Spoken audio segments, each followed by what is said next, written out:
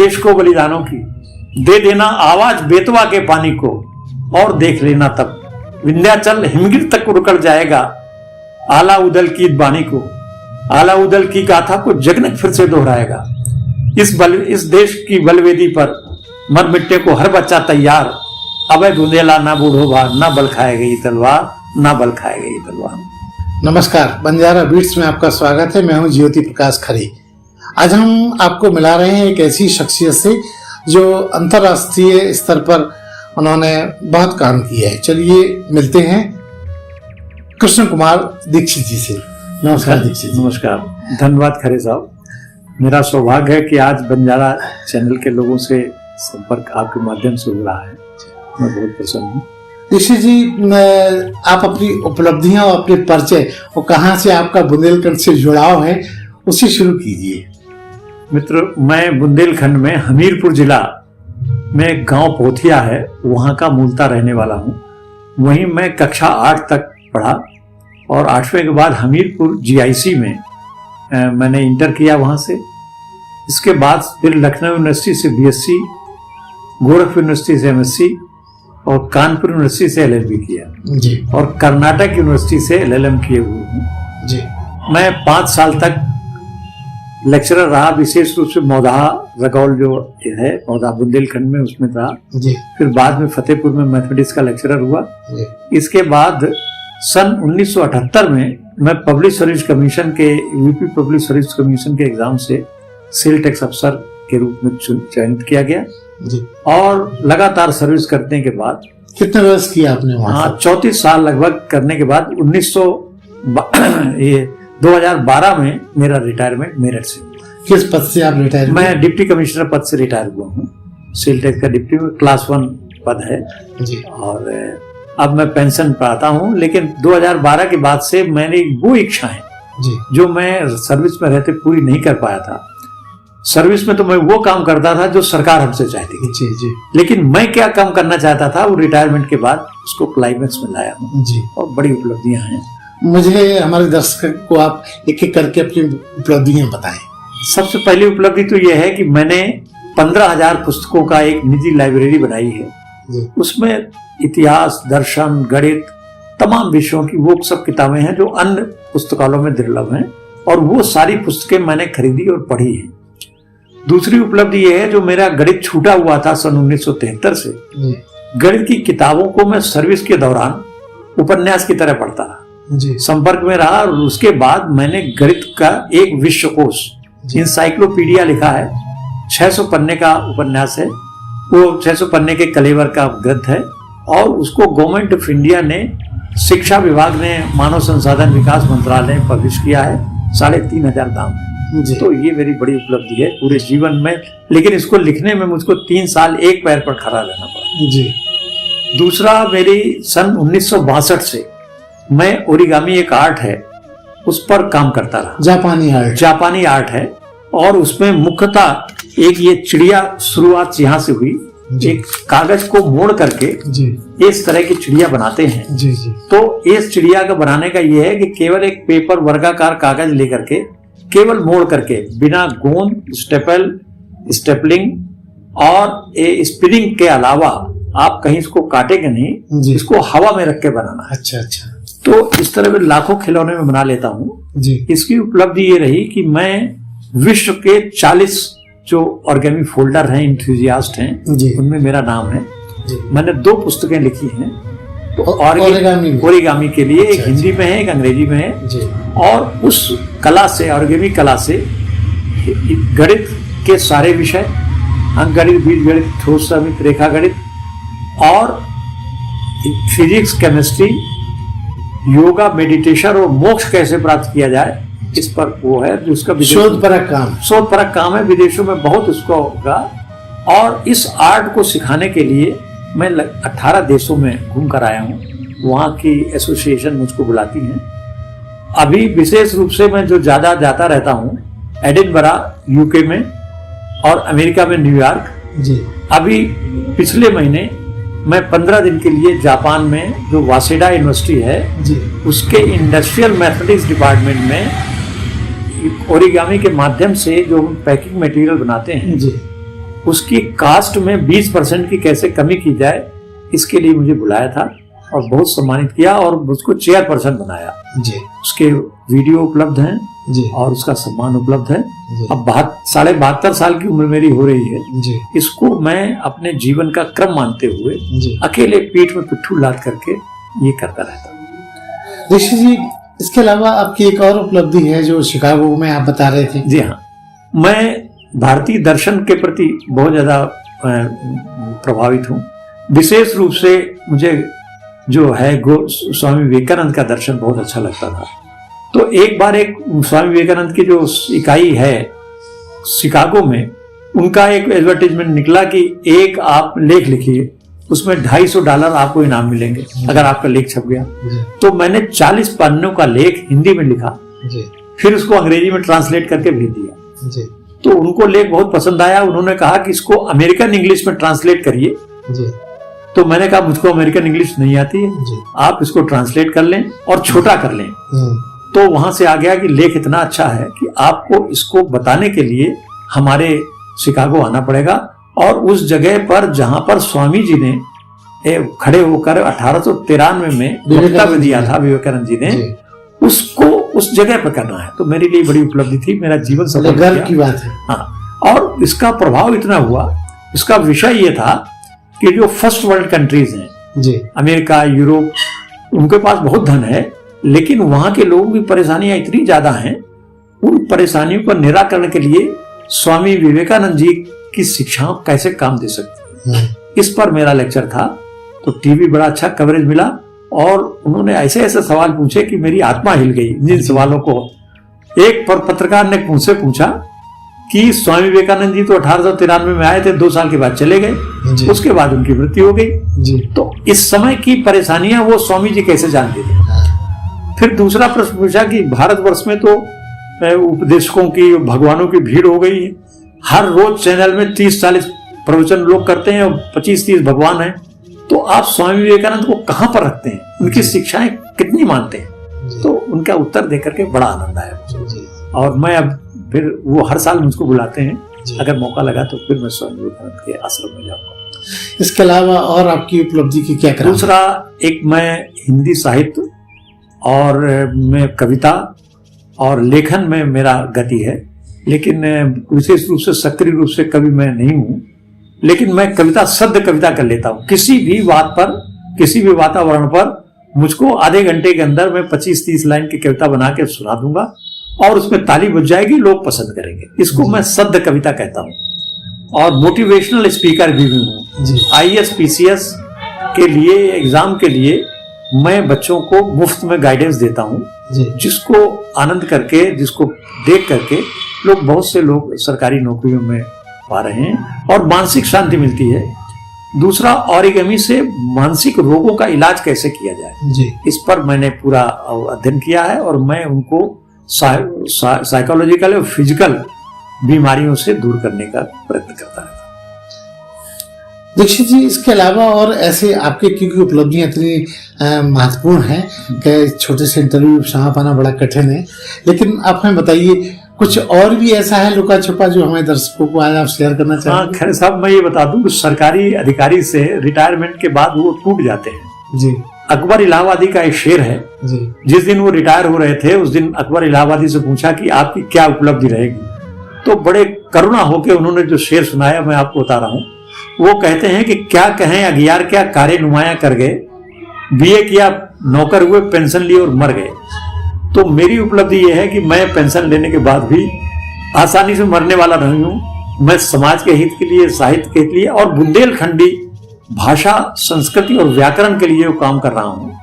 अभी मैंने बुंदेलखंड में के रानी लक्ष्मीबाई के जन्म दिवस पर और मृत्यु दिवस पर मैंने कई विद्वानों को बुलाया। मेरी उपलब्धि यह है कि पिछले साल मैंने रानी लक्ष्मीबाई के वंशज, जो 5वीं पीढ़ी के वंशज हैं, तात्या टोपे के 5वीं पीढ़ी के वंशज, इनको बुला करके उनको सम्मानित किया और उनको 3000 पब्लिक उनके सामने नाचती हुई उनको रथ में जब बैठाया गया तो वो लोग बड़े गदगद हो गए। तो इसको हमें बढ़ाना है झांसी के रूप में। और मैं विशेष रूप से झांसी के दर्शकों को बता दूं कि हम लोगों का परिवार रानी लक्ष्मीबाई के कुल गुरुओं का परिवार है। जी। रानी जब झांसी को संकट पड़ा तो रानी ने आदेश दिया कि आप सब लोग यहाँ से चले जाओ, तो जबरदस्ती बांधा भेजा। हमारे पुरखों ने कहा नहीं, आपको संकट में छोड़ के हम जाना नहीं चाहते। तो रानी ने गरज करके कहा कि ये किसी भक्त का आदेश नहीं है, ये मैं रानी हूं, मैं आदेश देती हूँ कि आप यहाँ से चले जाइए। तो हमें जाना, और उन्होंने, रानी ने हमें एक सोने का कंठा हमारे परिवार वालों को दिया था जिसमें 100 गुड़ियां थी। उन गुड़ियों सोने की गुड़ियां थी, वो अंदर लाख था और उसके ऊपर मढ़ा हुआ था। लगभग एक गुड़िया में 1.5 तोला सोना था। तो रास्ते खर्च के लिए दिया। रास्ते में डकैत मिल गए तो हमारी महिलाओं ने उसको मुंह में रख के उसकी रक्षा सुरक्षित किया। और मेरी पत्नी के पास वो 2 गुड़ियां अब भी सुरक्षित हैं। उसको हम लोग भगवान के रानी का उपादेय मानते हैं जी, उसकी पूजा करते रहते हैं। दीक्षित जी, आपके अपने जीवन में कुछ आपको सम्मानों से नवाजा भी गया होगा, उनका भी संक्षेप में हमारे दर्शकों के साथ उल्लेख करें। हाँ, सम्मान की तो मुझे भूख नहीं है, लेकिन जो सम्मान मुझको मिला, सबसे बड़ा सम्मान मैं मानता हूँ कि 1893 में स्वामी जी विवेकानंद जी जिस मंच से बोले थे धर्म संसद में, उसी जगह खड़े होकर के मुझे बोलने का मौका मिला। इससे बड़ा सम्मान, इससे बड़ा सम्मान, मेरा जीवन सफल हो गया। और ओरिगामी के लिए मैं एडिनबरा में मेरा इंटरव्यू, और मुझको डिस्कशन के लिए 5 दिन का समय दिया गया। वहां के फिलॉसफी डिपार्टमेंट ने ये कहा कि ओरिगामी से आप योगा मेडिटेशन तो कर सकते हैं, मोक्ष कैसे दिला सकते हैं।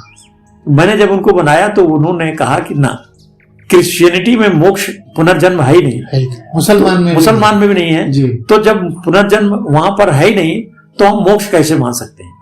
तो मैंने कहा कि मोक्ष के लिए भारतीय दर्शन में मरने की आवश्यकता नहीं है, हम जिंदा भी मोक्ष प्राप्त कर सकते हैं जी।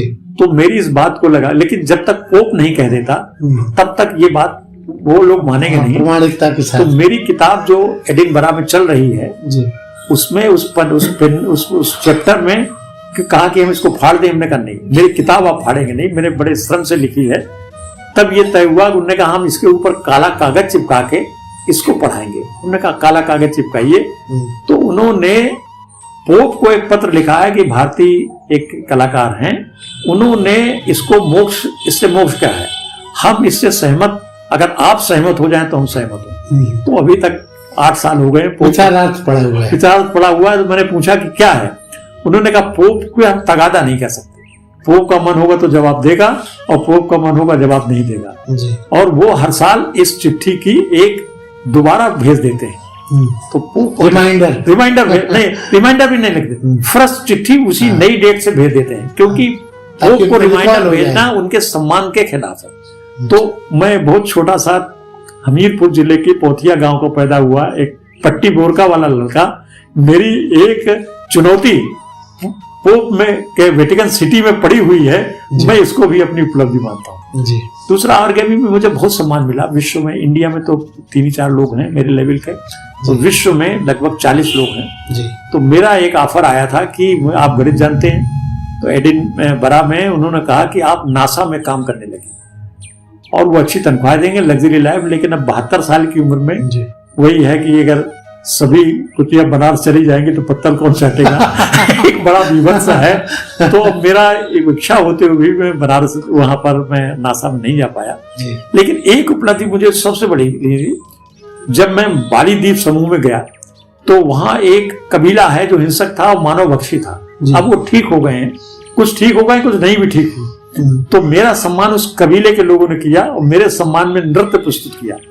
और मैंने कहा मैं गोश्त नहीं खाता हूं, तो उन्होंने कहा कि हम आपके सम्मान में गोश्त नहीं खाएंगे और महीने भर तक नहीं खाएंगे। अच्छा। उनमें 5 लोगों ने तो कहा कि हम जिंदगी भर गोश्त नहीं खाएंगे। तो मेरी इस ओरिगामी कला से जो वेजिटेबल खाने वालों की वृद्धि परिवर्तन हुआ है, ये मैं इसको सबसे बड़ा परिवर्तन मानता हूँ।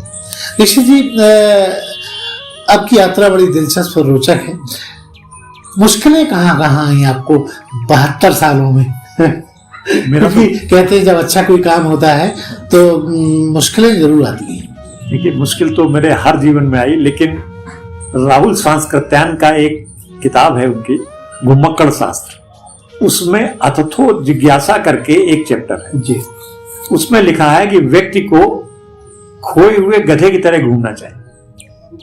एक गधा है, उसको अच्छी घास दिखाई दी, इधर चला गया, फिर दूसरी घास दिखाई दी, उधर चला गया, किसी ने डंडा मार दिया, किसी ने पानी पिला दिया, शाम को धोबी खुद ही ढूंढ लेगा। तो इस प्रकार मैंने किया है। मैं जो 18 देशों की यात्रा की है, भारतवर्ष में तो हर स्थान की यात्रा की है।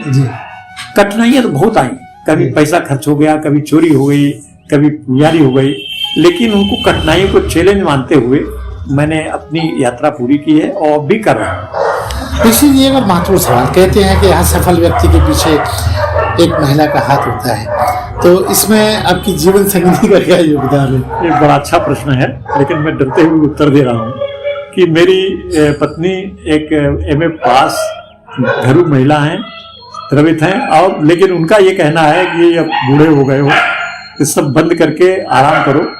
लेकिन फिर भी भारतीय हिंदू महिला होने के नाते मैं जो करता हूँ उसमें व्यवधान उत्पन्न नहीं करती।